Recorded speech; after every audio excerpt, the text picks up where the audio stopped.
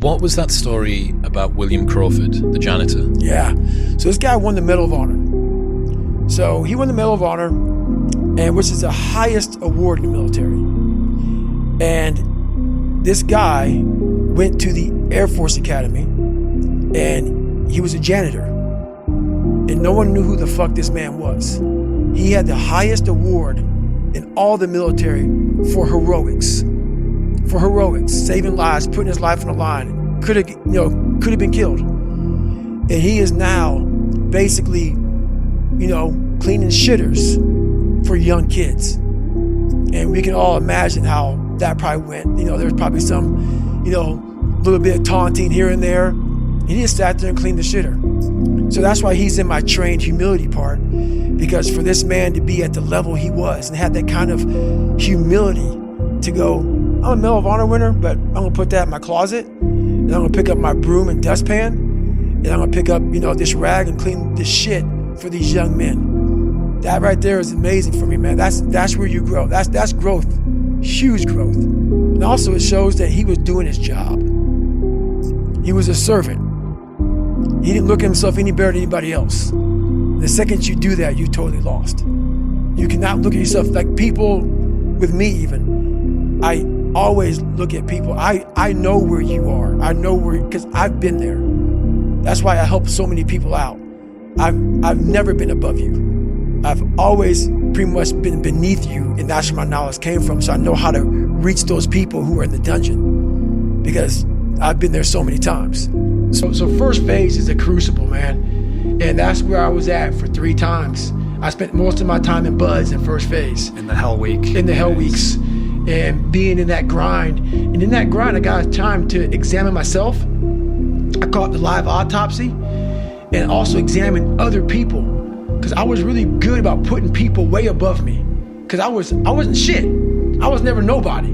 So for me to be on the same stage as these great wannabe Navy SEALs and BUD/S trainers, like, my God, you guys are amazing. I actually got here with you all. Thank you so much for allowing me into play. But as I was there for so long, I got a really good chance to sit back, because now the cold water is just water now. It's no longer cold anymore. Your mind starts to change. They say get in the water, most people think about it. For you, it became my life. So I started learning that if you start to change your mindset versus it being like, oh my God, this sucks, I became a professional BUD/S student. So I wasn't gonna leave until I graduated. So I started realizing, if this is my home, this is what I am, I had to always reset the bar. I had to reset my new norm. There always had to be a new norm. So one thing we don't do is we don't have a new norm. My new norm is you get up every fucking morning at 4 o'clock and you suffer. This is your new norm. That became my new fucking life. Most people want to get out of it. I said, no, motherfucker, this is your new life. This is who you are. Your new norm is you wake up and you suffer. And I started realizing, if that's my mentality, this shit ain't hard anymore.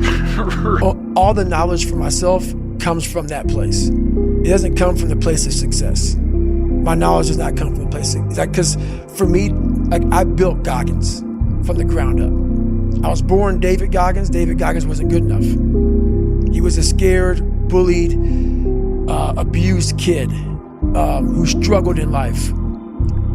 And that kid, whenever something got tough, no matter how hard I trained, no matter how ready I was, whenever something got tough for me, David Goggins, the real David Goggins, would come out and he would quit.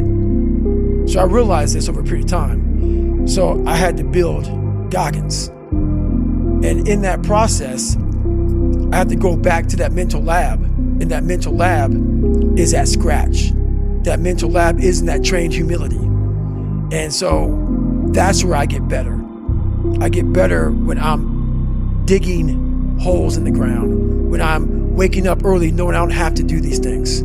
That's where I get better. So it's important to stay hungry. It's important to stay hungry, but it's important more to stay humble within that hunger. So while you're hungry, a lot of people are hungry, but humility is everything.